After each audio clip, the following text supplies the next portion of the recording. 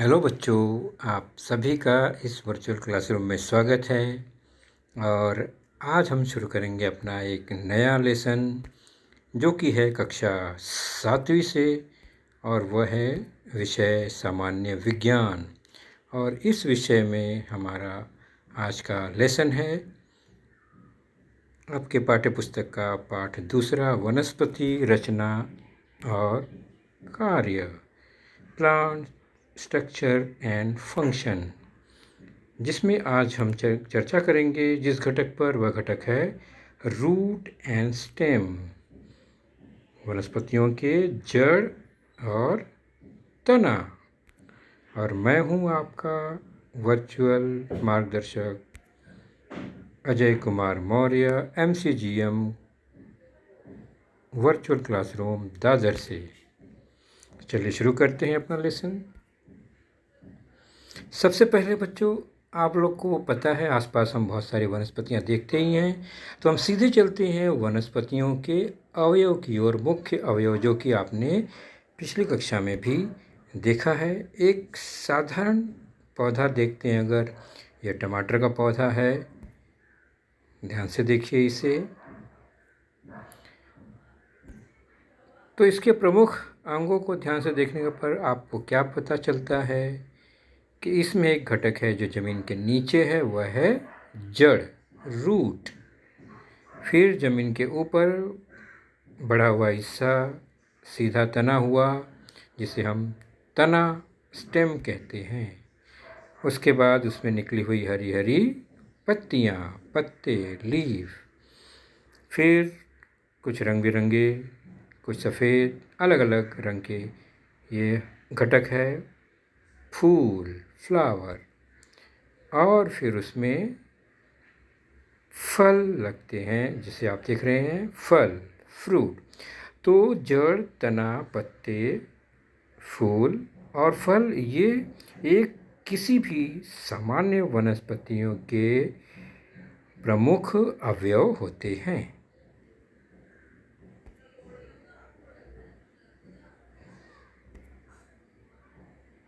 यह एक दूसरा पौधा बैगन का, उसमें भी वही अवयव हैं, आपने पहचान लिया, जड़। उसके बाद ये तना है उसके ऊपर, फिर पत्ते, फूल,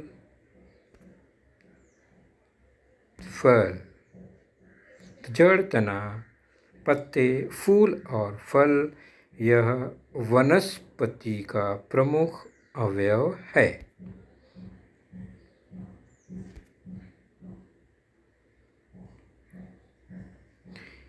किसी एक बीज को जब ज़मीन में लगाते हैं बच्चों, तो उसमें से एक पौधा उगता है।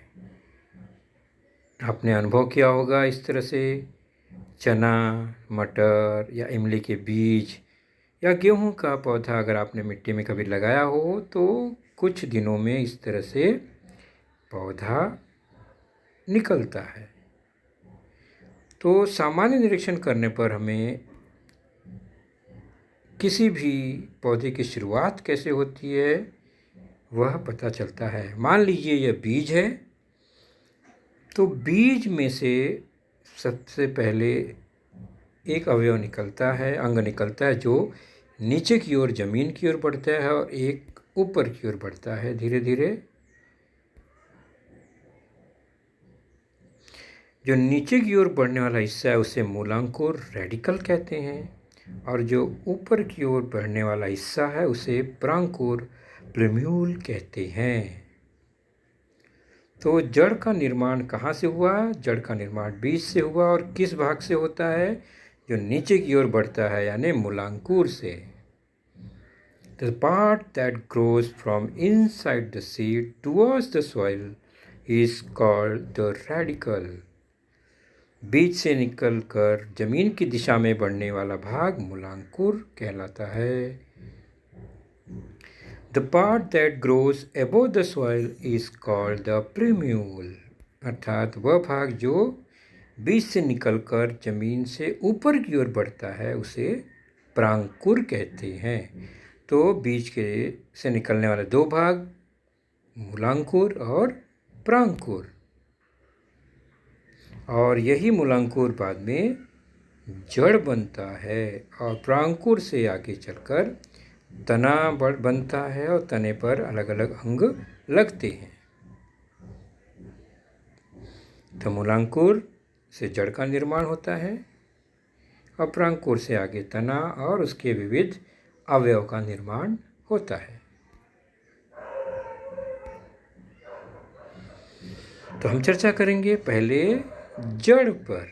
जड़ क्या है? जमीन के नीचे का भाग। अभी हमने देखा वह जमीन के अंदर जाता है और जमीन के अंदर जाकर वह फैलने की कोशिश करता है।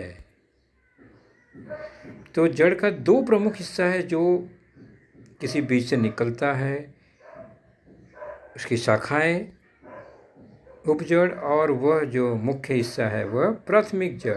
तो प्राथमिक जड़ बढ़ता है और उसकी शाखाएं निकलती हैं जिसे उपजड़ कहा जाता है। तो कई उपजड़ें निकलती हैं प्राथमिक जड़ से। तो इस तरह अगर देखा जाए बच्चों तो जड़ के मुख्य रूप से दो प्रकार बनते हैं। कैसे? एक तो मूसला जड़, मोटा जड़, मांसल जड़ जिसे टैप रूट कहा जाता है। दूसरा है तंतुमय जड़, फाइब्रस रूट, जो कि रेशेदार रस्सीनुमा रचना होती है इसकी। तो चलिए चलते हैं जड़ के ये दोनों प्रकार को समझने का प्रयास करते हैं।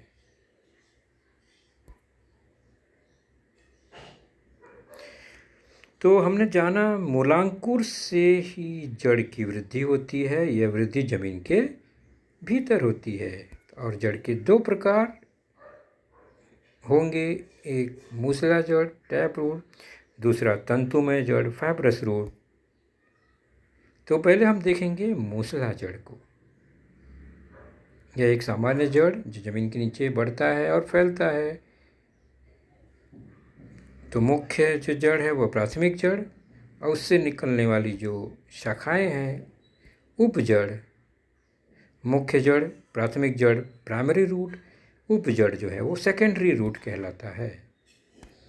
और उसके बाद उसमें बालनुमा रेशेनुमा रचना होती है।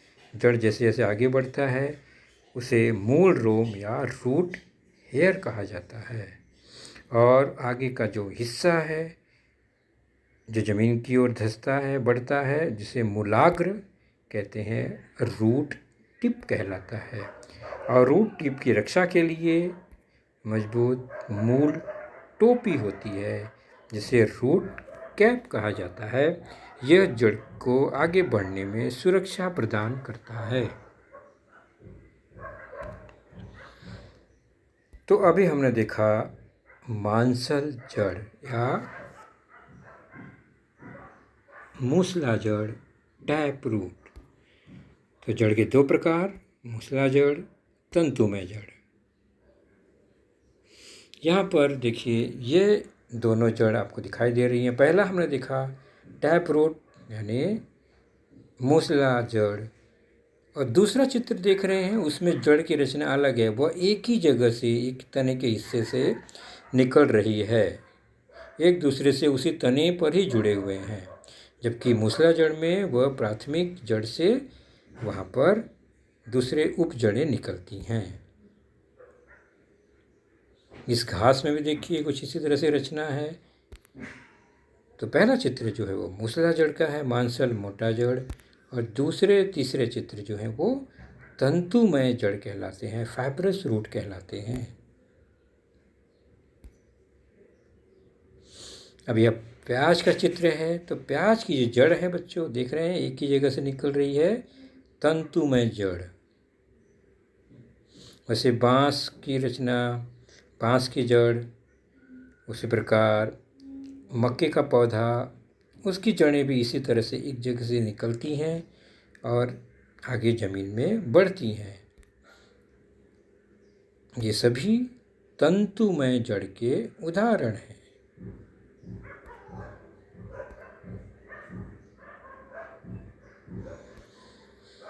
तो तंतुमय जड़ किन पौधे में होता है? क्या आपने अंदाज़ा लगाया? कभी देखा?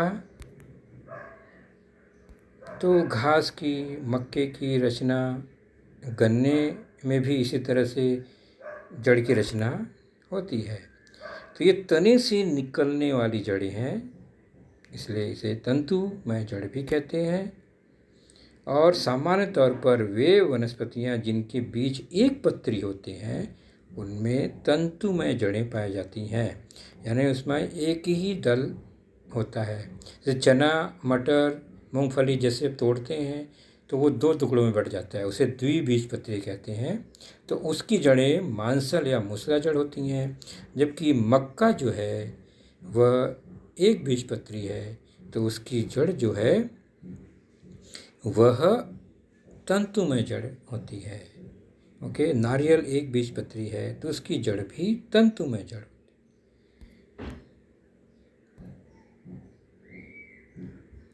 तो ये कुछ उदाहरण हैं आपके सामने, मूसला जड़ और तंतुमय जड़ के उदाहरण हैं। गाजर, चुकंदर, मूली ये सब मूसला जड़ के उदाहरण हैं, जबकि मक्का विशेषकर यह तंतुमय जड़ का उदाहरण है। विविध प्रकार के घास जो है वह तंतुमय जड़ का उदाहरण है। बांस जो है वो तंतुमय जड़ का उदाहरण है। और यह तंतुमय जड़ें एक बीजपत्री वनस्पतियों की जड़ें होती हैं, और जो मूसला जड़ है वो द्विबीजपत्री वनस्पतियों की जड़ें होती हैं। तो आखिर इन जड़ का कार्य क्या है? कोई भी जड़ हो उनका कार्य क्या है? तो एक उदाहरण पर देखते हैं। एक बोतल में पानी रखकर उसमें एक पौधा रखते हैं और उसके स्तर को नोट कर लेते हैं। 1-2 दिन बाद हम देखते हैं कि उसका स्तर कम हुआ है। 1-2 दिन में पानी का स्तर कम हो गया। आखिर पानी गया कहाँ? तो वाष्प बनकर इतना पानी नहीं उड़ा है, ये पानी पौधे ने ले लिया है अपने लिए। तो जड़ क्या करती हैं? पौधों के लिए पानी और अन्य आवश्यक पोषक घटकों का अवशोषण करती हैं। यहाँ पानी है तो पानी ले लिया, जमीन में होती तो ये और भी घटक को अवशोषित करती। तो पानी और भोजन का अवशोषण करना प्रमुख कार्य हुआ। उसके बाद मिट्टी को पकड़ के रखना, जकड़ के रखना और पौधे को आधार देने का काम भी जड़ का ही होता है। इसलिए इतना बड़ा विशाल वृक्ष कैसे खड़ा रहता है? तो जड़ के कारण खड़ा रहता है। जड़ उसको, जमीन को पकड़ के रखता है, जिसके सहारे यह पूरा का पूरा वृक्ष खड़ा रहता है। तो वृक्ष को आधार और जमीन को पकड़ के रखना। अब ये जो हिस्सा आप देख रहे हैं यह जमीन के ऊपर का है, मोटा पतला, ये सब तना कहलाता है, जमीन के ऊपर का भाग, जो कि प्रांकुर से निर्मित होता है। तो यह वनस्पति का दूसरा अंग तना, जो जमीन के ऊपर है।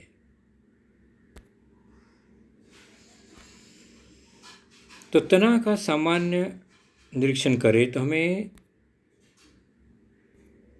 ध्यान से देखने पर पता चलता है कि जहाँ से पत्तियाँ या नई शाखाएं निकलने का एक जगह होता है वहाँ गांठें होती हैं। तो थोड़े थोड़े दूर पर गांठें होती हैं, वहाँ से पत्तियाँ निकलती हैं। उन दोनों गांठों के बीच में जो जगह है उस दूरी को पर्व या इंटरनोड कहते हैं। गांठ को नोड और दोनों गांठ के बीच की जगह को इंटरनोड कहते हैं। गन्ने में आपने देखा होगा गांठ और उनके बीच के जगह को।